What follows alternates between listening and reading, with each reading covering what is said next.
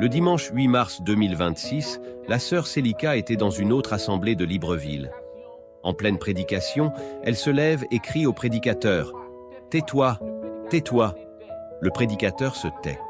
Puis, en allant vers le prédicateur, elle va prophétiser d'abord sur un frère marié qui cache des péchés d'adultère et d'attouchement sexuel sur des païennes.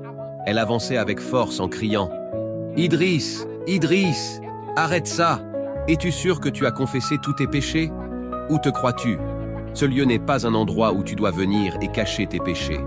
As-tu confessé les attouchements sexuels que tu as faits sur la fille? As-tu confessé l'adultère? Confesse l'adultère. » Le frère en question reconnaît tous les péchés.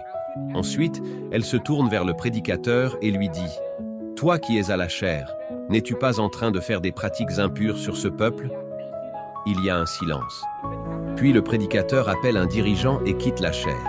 C'est ce qui doit se passer ici, dans la troisième dimension, car la troisième dimension est la dimension des dons spirituels. Un chrétien ne peut pas vivre dans l'alcool, l'adultère, la fornication ou l'escroquerie, puis venir s'asseoir tranquillement dans une église sans être inquiété. Tout chrétien sincère devrait désirer ce genre de manifestation spirituelle dans son église.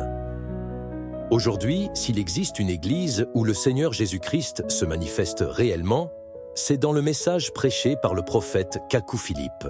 Dans cette œuvre, la présence divine ne relève pas d'une simple rumeur, mais d'une réalité tangible qui touche profondément les cœurs. Les manifestations de l'Esprit touchent tout le monde sans exception. Elles concernent autant les fidèles que les pasteurs, les prédicateurs ou les apôtres. Quiconque s'approche de la chair est exposé à la lumière de Dieu. Dans le message du prophète Kakou Philippe, la sainteté de la chair est absolue. Il s'agit d'un lieu sacré, réservé exclusivement aux saints. Toute personne portant le poids d'un péché non confessé ne peut s'en approcher sans en subir les conséquences spirituelles. C'est pour cette raison que le Seigneur Jésus-Christ a rétabli la pratique de la confession publique. Par ce moyen divin, il purifie, blanchit et affine ses enfants afin de les rendre irréprochables devant sa face. Aujourd'hui, nul ne peut espérer entrer au ciel sans avoir pratiqué la confession publique. C'est le chemin étroit, indispensable au salut de l'âme. Face à cette vérité céleste et à la gloire de la présence de Dieu au milieu de son peuple, un véritable enfant de Dieu dit tout simplement « Amen ».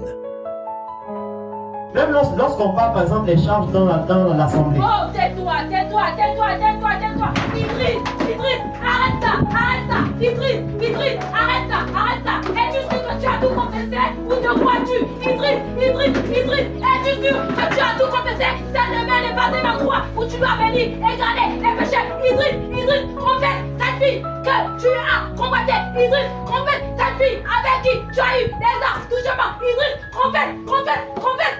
Idriss, cet endroit n'est pas un endroit où tu vas venir et cacher tes péchés. Idriss, confesse.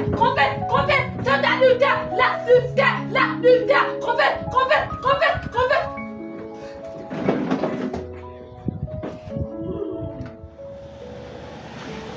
Et toi qui prêches là, t'es-tu rassuré de ce que tu es en train de dire? Est spirituellement bon pour ce peuple? T'es-tu rassuré que tu ne fais pas les attouchements sexuels à ce peuple? T'es-tu rassuré avant de venir prêcher ici? T'es-tu rassuré avant de venir prêcher ici? Tu t'es bien rassuré?